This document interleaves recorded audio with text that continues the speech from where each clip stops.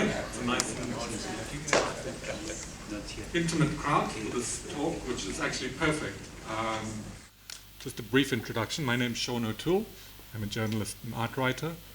And this is our national treasure, David Goldblatt. I don't know if you like that treasure.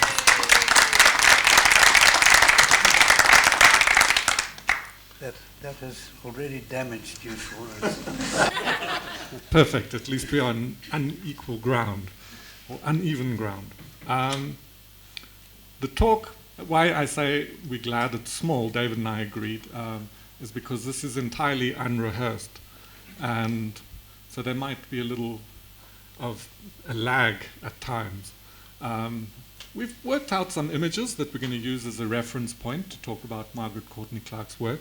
But we invite interjections from the audience throughout, partly because we might presume that you know more than we think you know, or don't know, whichever the case being. So, David, do you want to say anything just as a brief starter? Well, just to say that I'm enormously glad to be here on this occasion. I've known Margaret since, I think, about 1977, something like that, and her work gradually over the years. And in my opinion, it has reached a level undreamt of in those earlier years. Certainly, in any way at all, and we'll go into this as we talk. So yeah, for me this is a very special occasion. I think it's one of the opportunities that this talk presents, which is unusual but actually quite delightful, where there's a conversation about friendship and a conversation about photography through this friendship, which we'll sort of pick up on as we go along. Just by a show of hands, how many of you know the kind of rough biography of Margaret Courtney-Clarke? So it's about half. So let me fill in for those who don't know. And David, you can Sure. interject if you want. Margaret Courtney-Clarke comes from a very illustrious family in Namibia. The photograph that is up is of her grandfather, who was the first, what is the correct designation? Secretary for Southwest Africa. And Margaret grew up in Liebig House, which is now a ghost house outside Windhoek, but if you saw it in its heyday, was a very impressive mansion. Margaret, I'm not going to give great detail, but Margaret was schooled in South Africa, used to take the train down. When her parents divorced, she moved with her mother to Cape Town. And when she finished her schooling, went to study at Durban Technikon, which, if you cast your mind back to the 70s, was a real hotbed of innovation for across the arts, fashion, graphic design, visual arts. Not long after that, went to Italy and found herself in Rome working at a very progressive gallery, the Obelisk Gallery. If you go and look at this particular gallery, very impressive. They were showing people like Francis Bacon when he was a contemporary, or people like Piero Manzoni, if you know him. But I think Margaret didn't want to be what is affectionately in the industry called a gallerina, and had other aspirations. She was utilizing her skills as a graphic designer, but she wanted to pursue photography. And I think also had this thing in her, which was called, at that time, Southwest Africa, Namibia, but let's call it far more simply, home. And would come back and started her career, I think, really making photographs in Namibia and in parts of the Cape, am I correct? And this is where she met David. So it's a truncated biography. We'll fill it in as we go along. But let's talk about when you first met. Yeah, I must say I wasn't very impressed with her when I first met her. She presumed too much. I mean, I was certainly not a veteran by then, but I'd been working as a photographer full-time for something like 15 years.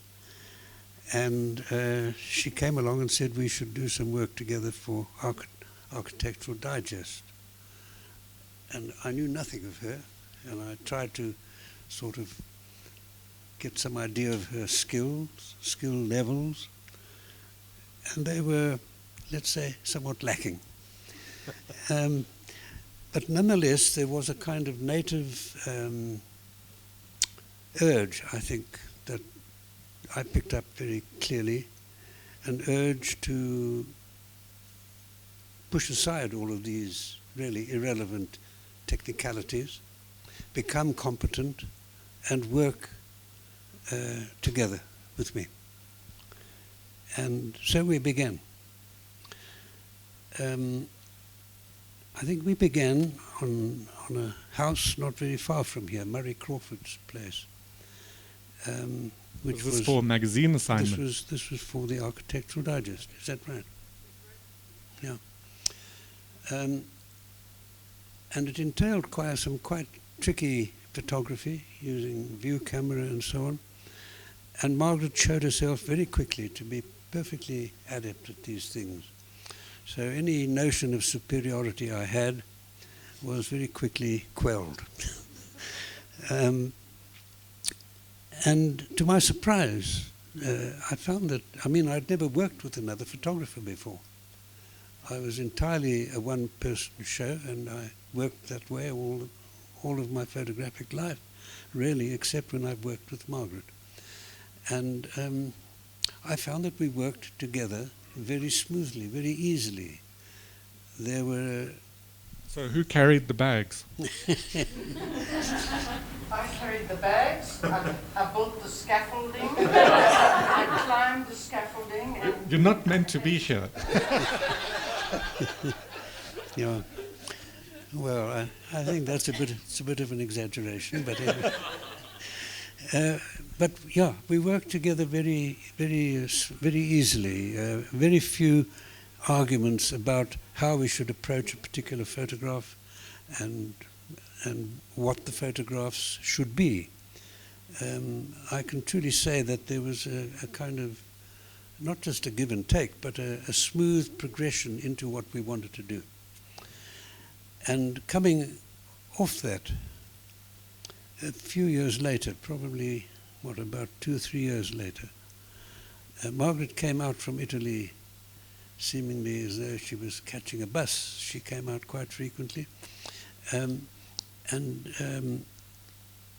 we were approached by Streck, at that time still a family publishing business, to do a coffee table book on Cape Dutch homesteads. This is the book that sometimes appears on your bibliography and sometimes not. That's correct. Why is that? Why? I never fully acknowledged it as being a real book. It was something that we did, which was tremendously enjoyable, and I learnt a great deal in doing that. But I didn't regard it as a serious book. I mean, in a strange way, and sorry to shift off Margaret slightly, if you think of your projects that followed, say, the structure of things, which is architectural photography, what you were producing with the Cape Dutch homesteads is, in a genre sense, architectural photography, so you were learning some of those techniques. I learned a great deal from doing that. But what I learned most of all was it was a jumping off, for me personally, it was a jumping off platform, because I learnt that I was actually very interested in what we were doing, but I wanted to go beyond what we were doing. That coffee table approach for me was simply enjoyable. It really was. And I think we did pretty good work. But for me, as a photographer, I needed to go far beyond, not far, I needed to go beyond that and look at structures in South Africa in a very specific way. So that book was, let me not minimize it, that book was for me very important. And let me say again that Margie and I worked very closely on that, and I cannot recall a single occasion when we argued about what we should photograph. It seemed to come almost as a natural consequence of what we had done before. I think at that time, the Obelisk Gallery had exhibitions of Tina Modotti, who, just to kind of flesh out that story a little bit, was Italian-born, but grew up and I became famous in California as a model and working in the movie industry, and then had the association with Edward Weston and went to Mexico and produced quite an extraordinary body of work. Edward Weston, of her, the nudes are very famous. But Tina Modotti had other ideas in her mind and became involved with the agrarian politics there, photographing it, and eventually gave up photography to follow a Marxist line. I think she was kicked out the country, ended up as an exile in Russia. But I just mentioned that by way of context. Margaret's coming here in the late 70s, early 80s, with this great awareness of Tina Modotti, having seen her. Was it a conversation? Between Margaret and Tina Modotti's work? And no, but you, did she ask you about him, what you thought? Oh, I think we spoke quite a lot about Tina Modotti. I had long since admired her work, and to me it was very exciting that here was somebody who not only enjoyed Modotti's work, but actually had some of the original Modotti prints, and it was part of the gallery's stock in trade, I suppose. Yeah. But let me just say then that after that first piece of work that we did for Architectural Digest, we then went on to do a couple of others, and as far as I know, as far as I can recall, they were published in Architectural Digest.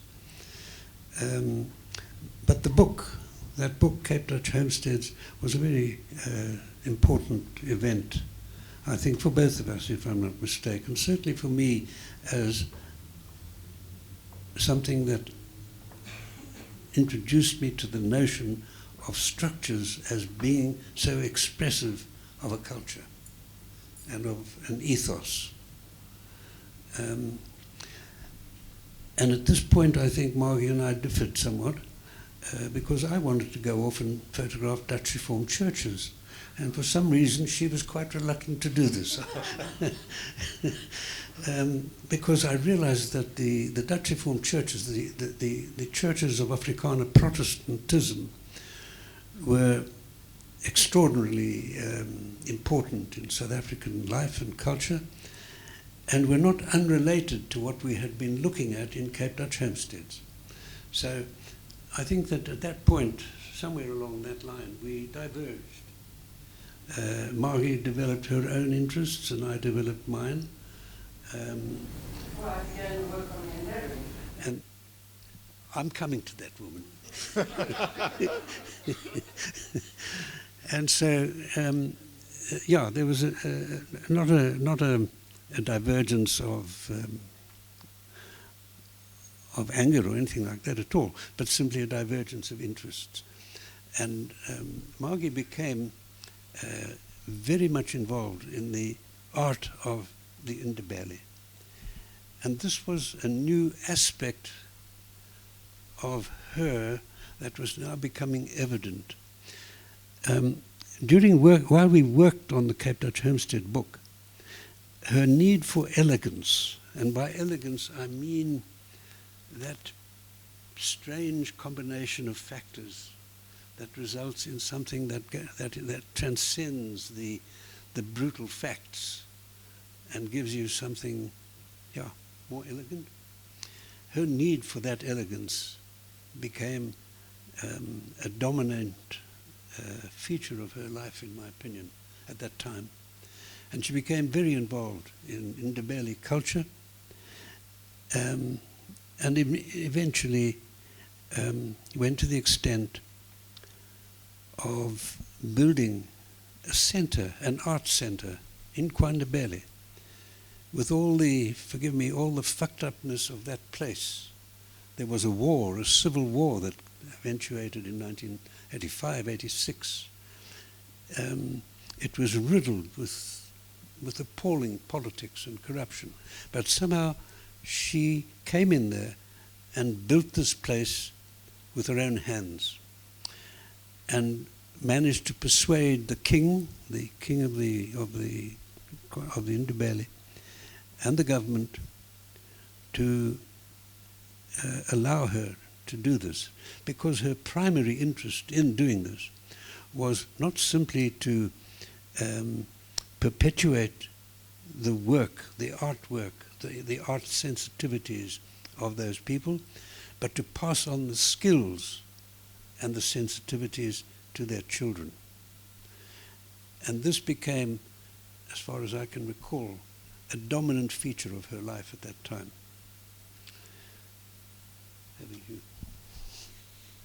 So this photograph is from the Ndebele book, which is part of this trilogy of books that was published by Rizzoli.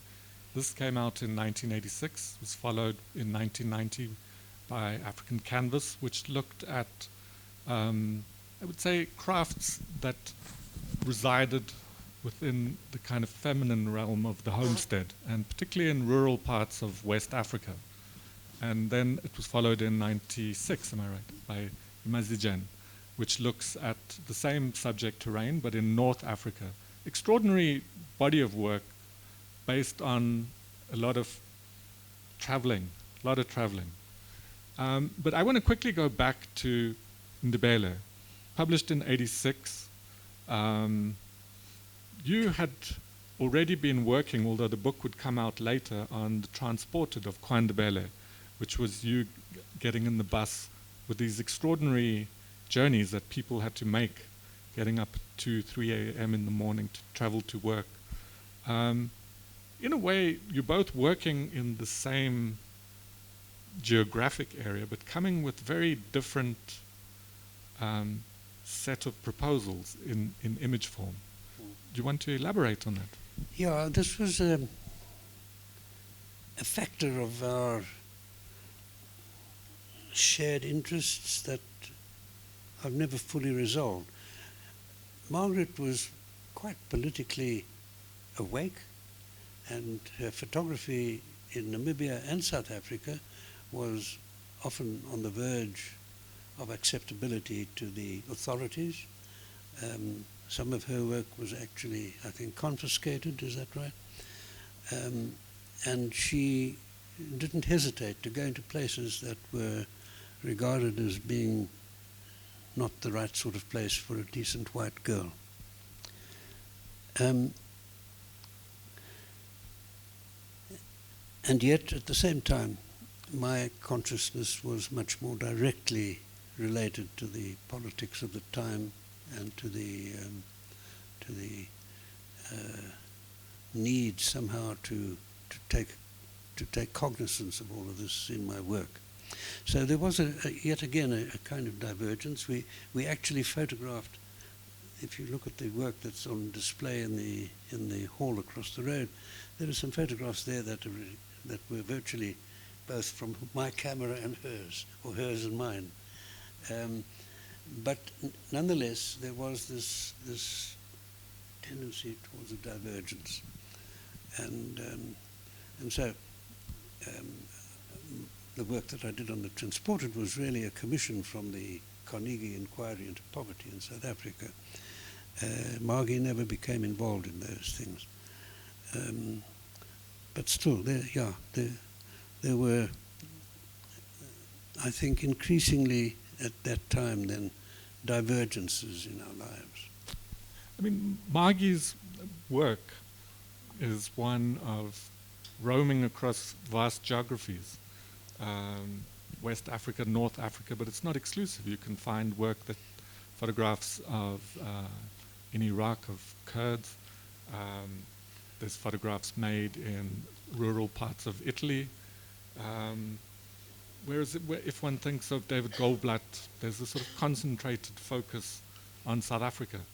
Were you ever jealous of her ability to travel and make photographs in these extraordinary places? That's a good question. I don't think I was jealous. I was a little envious, I suppose. That would be more like the right word. I was a little envious of the fact that she had, for example, established a working relationship with an Italian magazine, Attenzione. Is that right? Yeah. For which she did a lot of really good magazine photography. And that gave her access, if you like, to rather exotic subjects, whereas my subjects on the whole were strongly rooted in the Afrikaner Protestant churches and things like that. You were also working at leadership, so you were doing very sober portraits of sober fathers of the country. Yeah. So, if I'm honest, I think I was a little envious of that. But it was fine. I mean, Margie continued to develop a quite independent photographic life of her own, in no sense dependent or hitched to mine. And that went on for a long time. And then she began to expand her horizons, and from Kwandebele went to West Africa. Right. Yeah. So now she was engaged really on what became a trilogy, 3 seminal books on the tribal art of African women. It required an enormous, unbelievable effort of physical guts and determination to do that work. She was very much a loner in these places where she didn't speak languages, she didn't have the local culture, and yet somehow, in spite of some severe illnesses, she persisted and produced these quite extraordinary books. It's from North Africa. And that one is from North Africa. It has become fashionable now to acknowledge these existences, but she did this a long time ago. The 80s. North Africa where? What country? Morocco. I spent 4 years between Morocco, Algeria, and Tunisia. Just ask the question. I told you it's a bit weird when the actual person we're talking about is sitting here. But it's also useful, you can fact check. Yeah. So Margie went off on these extraordinary journeys, and I would hear from her from time to time. I don't know how many times she nearly came to a grisly end, death in the wilds of West Africa and in North Africa due to disease and other things. Sorry, could I ask a question here? Yeah. If one thinks of the history of South African photography, and this is a broad generalization, but it's a very masculine trade. Yet, if you go back, there's extraordinary photographers, women photographers, Constance Stewart Larrabee, who I think if one wants to look at an earlier antecedent to the Ndebele work, you can certainly see that in there. But then at Afripix, with Jill de Vlieg, Giselle Wolfson. But do you care to expand on that area? Yeah, I can't say a great deal about it, except that I have never had any, I don't think, a vestige of withdrawal of myself or of reticence in acknowledging the work of women photographers. We have many examples and superb work, and yeah, I can only say that. I don't think there is any reason to withhold support and admiration for what they did. Okay. Can I get to a photograph here? Yeah, It's the opening of Cry Sadness into the Coming Rain. right. This fast forward a great deal, but pick it up from there, David. Yeah. We're now looking at something completely new and different in Margaret's work. And I have to expound a little bit on this. For almost 15 years, I think it was, I occasionally heard from her. I didn't really know what she was doing. But sometime in about 2008, I think, she sort of popped up and started sending me photographs. And I was critical of many of them, but no, not of many, that's an exaggeration, a number of them. But in among these were photographs of quite extraordinary quality. And it became clear to me that this quality, had to do with a number of things that had coalesced at that time, in this time, in this person. First of all, she'd faced a cancer, a very severe cancer, and the treatment of it, which set her back physically, severely. At the same time, she was back living in Swakopmund, on the edge of the Namib desert, married to a most extraordinarily distinguished Italian musician, a man of great culture and talent, and I hardly knew him, but it was clear to me that these two had a very powerful and, would the word be sonorous? I'm not sure. Sonorous relationship. They spoke, they were in tune in a remarkable way. But at the same time, Margie was intent with what I can only call a burning need to go into Namibia and photograph with a sense of identification and penetration that went far beyond anything that she had done before, and far beyond anything that I knew of in other photographers' work. I think this had to do with the coalescence of her own awareness, of her own fragility, of her existence, and at the same time of her awareness of the existence in these places, in the desert, of other existences with which she needed somehow to find, identify with, and photograph. And she did this in a series of photographs now put into this book that, in my opinion, transcends almost anything that I know of.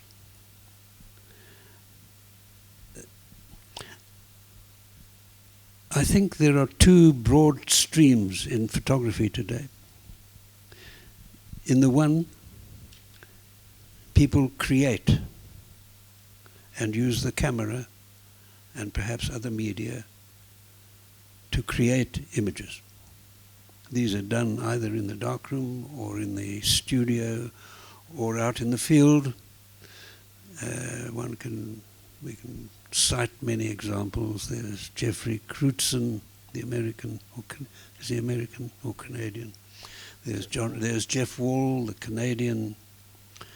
There's the man exhibiting at the moment in the Goodman Gallery, who comes from Zimbabwe. This is a very broad approach to the camera and the facts of the world. You create your own facts. But the other stream of photography, which has been there since its inception in the 1890s, in the 1830s, 1839, 1840,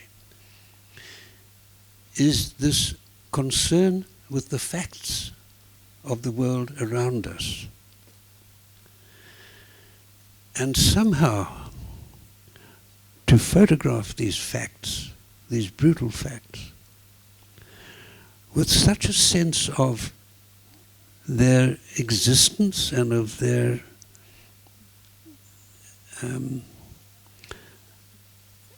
of our ability to bring them into this extraordinarily magical medium, photography, in ways that defy words, really. I think in terms here of Hill and Adamson with their portraits of the Scottish Church. I think of Edward Weston with the whole range of photographs. I think of Paul Strand, Dorothea Lange, Walker Evans, Paul Graham now, a contemporary photographer. Santu Mofokeng in this country. Many. But Margie went into the desert and goes there still in her 4x4 vehicle, sometimes with her Rottweiler, and spends days and days fucking up her eyes, she can hardly see sometimes, and coming back with what I can only describe as extraordinary, but totally extraordinary images. And she has the imaginative ability to know when luck is there, because we photographers of facts are at least 85%, probably 90% dependent on luck. We have to recognize the luck. That's the skill. So here you have a photograph. No, go back please, Sean. Go back. Yeah. You'll never guess what this photograph is about. Not in 100 years. Her dog had just made a pee. And it was scratching up the earth. You need a certain kind of sensibility to recognize that moment and hold it. Is that a grave? And a grave behind it, yes. Yeah. So this is the most extraordinary photograph. The reason why I was photographing those two graves in the first place, because they were from poachers. And it was police had been tipped off and they were chased, poachers, and they rolled their car and killed themselves. And buried right there. So I was interested in, because we have thousands of graves, roadside graves in Namibia. But I was particularly interested because they were poachers, they had been caught, and they found 3 springbok in their car, in the boot of the car. So it was while I was photographing that my dog pissed on the graves. That's what she thought of the poachers. So, yeah. Can I just interject here? I think David's praise is unambiguous. Praise is something like William Kentridge once said, a rhino parked at your front door, what do you do with it? David has acted on it, and I suppose we haven't just given that context in the sense that these photographs are an excerpt from a book called Cry Sadness into the Coming Rain, which is singularly, I would say, David's doing in him going to Gerhard Steidl and saying, I have a photographer who you, I would presume in David's language, must publish, not should. And so this book is currently being stitched. It will probably be available in the new year, of spring of 2018. But that's just to kind of give or to tie a little bow between what can seem like praise without a larger context. Maybe you could just pick up on that idea of seeing this emerging body of photographs from a place which the region that is being photographed is the Erongo regions. It's a very particular part of Namibia.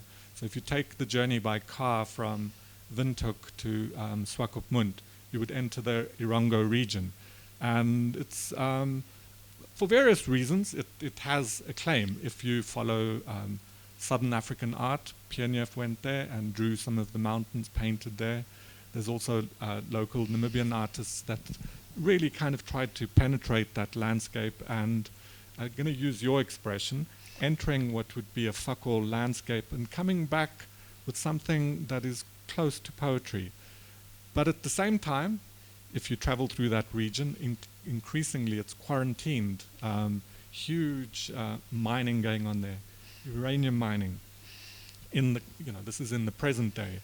And if you do travel, you'll also see lots of roadside little stalls that you can stop and purchase what are essentially trinkets that people have dug up out the ground, semi-precious stones. And this is also a great metaphor for what is going on in Namibia, this digging, or as people there speak about it as gro. Particularly the poor people, when you are out of luck, you head off into the mountains with a pick and go look for tourmaline or whatever the semi-precious stones are. Depending on the size and scale of it, you might pass it on to a trader, or if it's less good quality, you'll hawk it on the side of the road. Anyway, this is to give the context. David? Yeah, thank you. So Margie would send me every now and again, I think sometimes it was weekly, sometimes 2 or 3 or 4 weeks would go by with nothing. But she'd send me a package of pictures. Occasionally, if you will forgive my crudities, I had to crap on her. There were pictures that she should never have taken, she should never have shown me, but she did. But generally speaking, I had to say it was inspiring. It was really exciting to see what she was doing. Can I show the chicken image? Yes, please. Yeah. I mean, by any standards, that's a most remarkable photograph. And it speaks of so many things, of the need to fence in your assets in this vast desert, make sure that they don't run away, that they're not killed by marauding jackals or people, and the frustration to those animals in being penned in that really rather cruel hook. Let's go to the next one. And this to me was a photograph over which to cry. I think it's an extraordinarily beautiful photograph. And there is a sequel to it. Next one. What was happening at the same time as all of this was happening was that Margie was becoming increasingly involved with the people that she was meeting in the desert. She was not simply a photographer blowing in, as they used to do during the years of apartheid, from America or Germany or England. She was not simply breezing in, spending a week or two doing some photographs of the locals. She became quite deeply involved with many of the people that she photographed.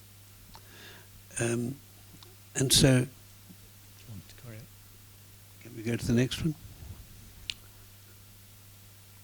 Yeah. This most remarkable man played the violin at funerals and other occasions. He built his own violin.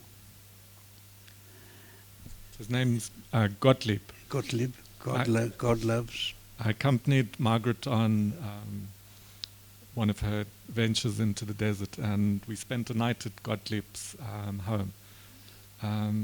I found his violin playing appalling.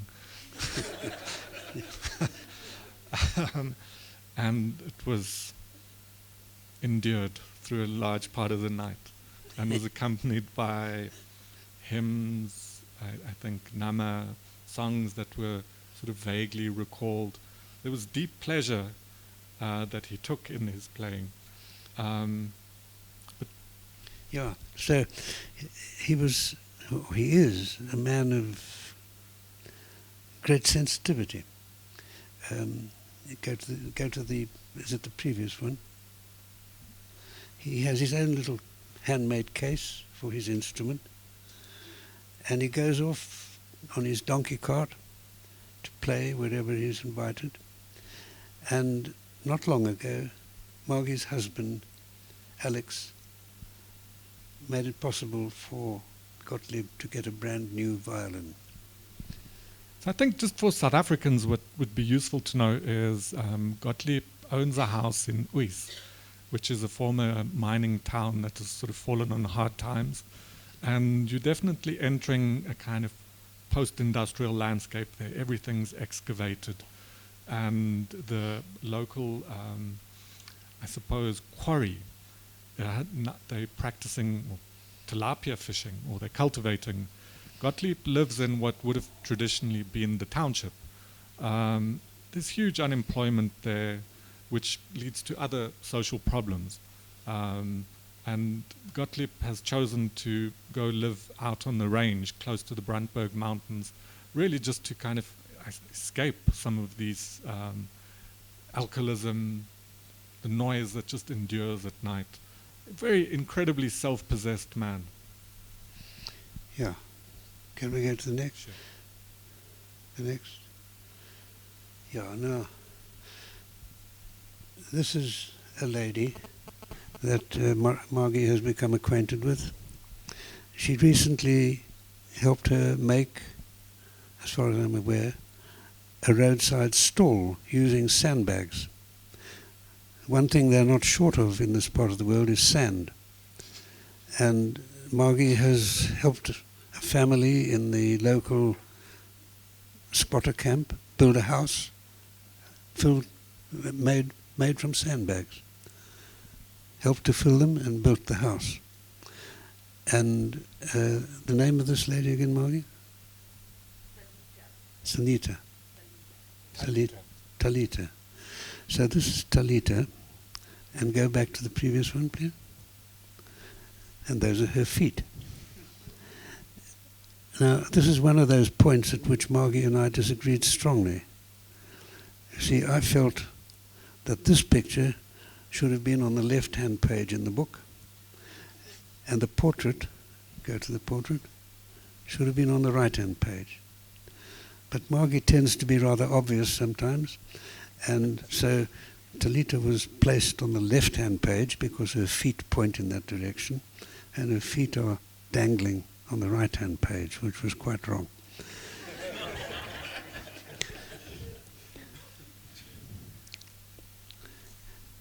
In many of the photographs that have come out of this series of ventures into that interior, there is a tension that relates inherently to the facts.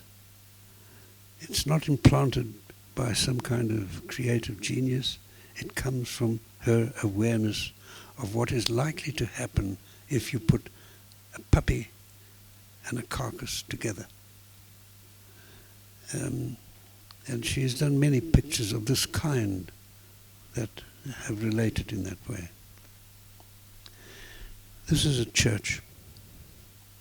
It had 7 members, if I'm not mistaken, 2, 4, 6, 7. But now there are only 5. And that's Maria.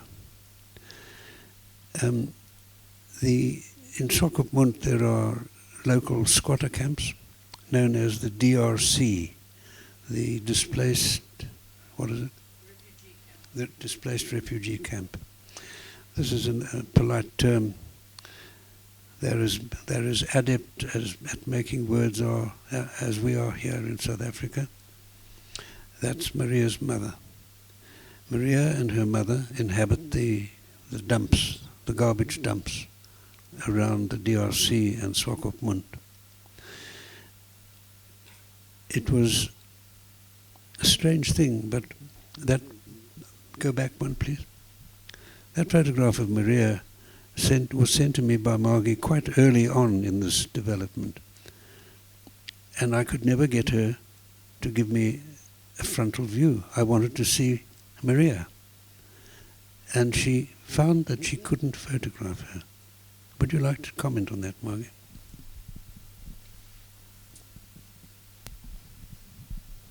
Well, it's just heartbreaking at how many children are suffering and who do live and rely on the garbage dumps.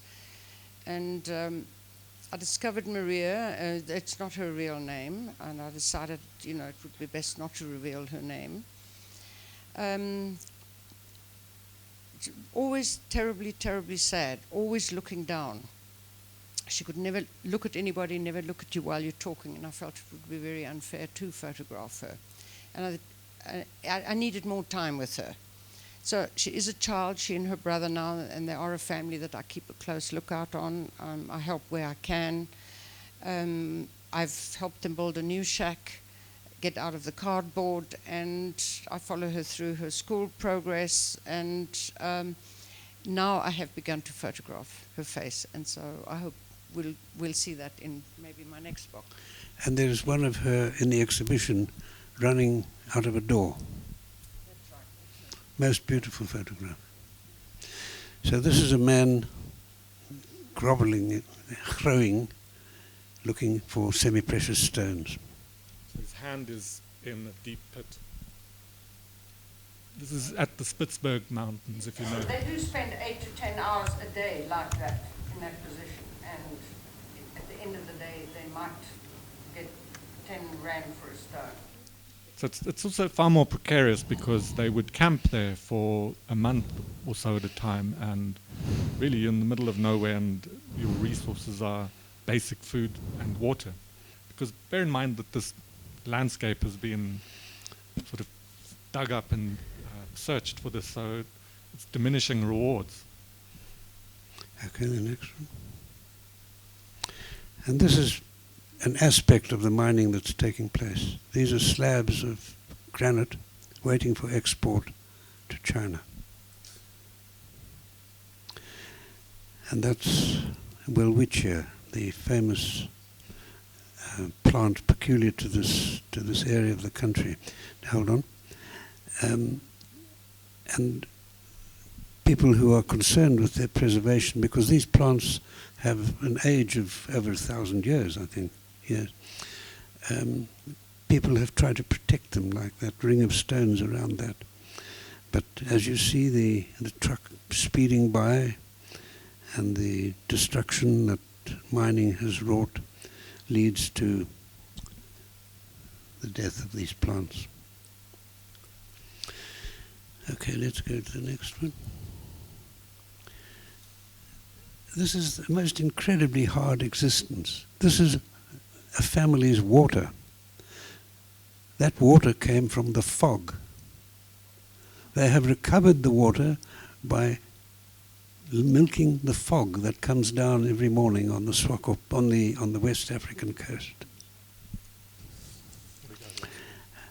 And that to me is the, if you like, the concluding thought.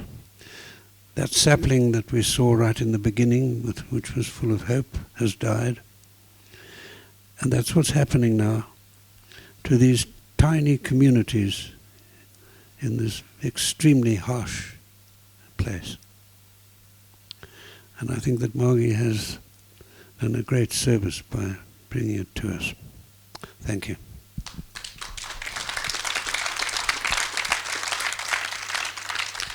I think we got about 5 minutes, so we could take one or two questions if you'd like, or I could kick off with a... Oh, here's a question. I actually have two. When you crapped on Margie for photos, what were your criteria that you were looking for in the photos?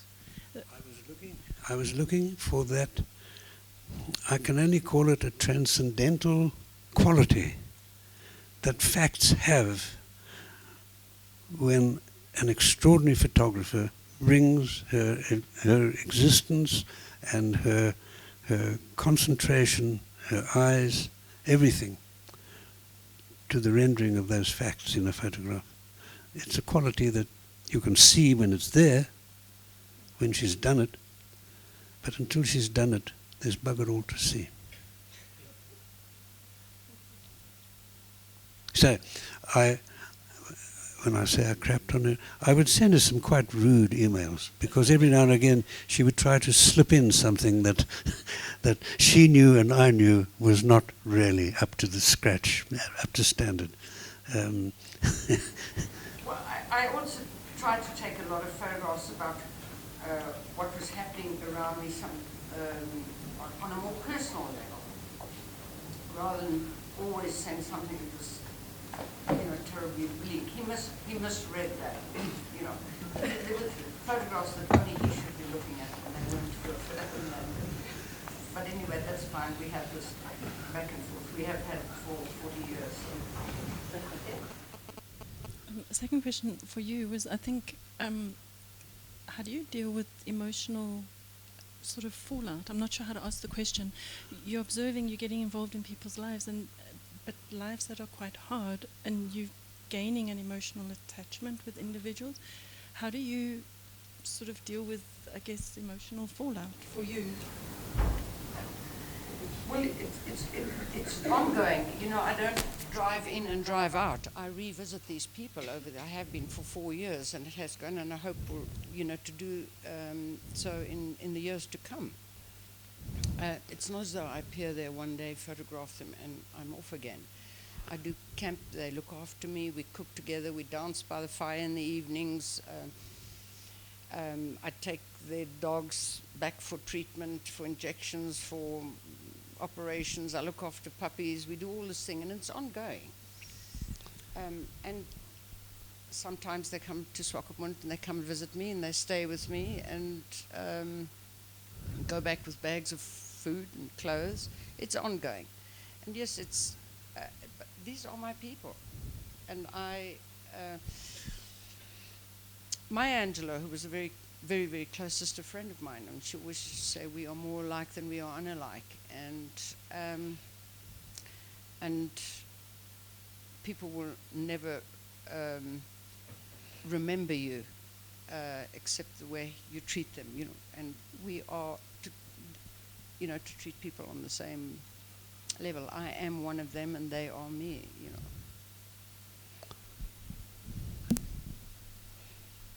I think we might have to wrap, actually, I'm afraid. I think, in the presentation, we've obviously had to jump around and maybe skip over some details. I should mention, just for anyone who's interested, that there's very particular woman figures in Margaret's life. Maya Angelou would be one, but I think closer to home, Francina Ndimande, who was a very important figure. And also, if you look at this more recent project, there would be someone like Susanna Skopelaitis, who is a protagonist in the photography. But to answer your question, goes even further. When Margaret's husband passed away very recently, Susanna came to Swakopmund to be of assistance. So there's a great sort of reciprocity that goes beyond the photography, and I think it's important to kind of recognize that. David, do you want to finish off? I think I've said my say. Thank you. Thank you, Margie. Thank you very much for coming. Thank you, Sean.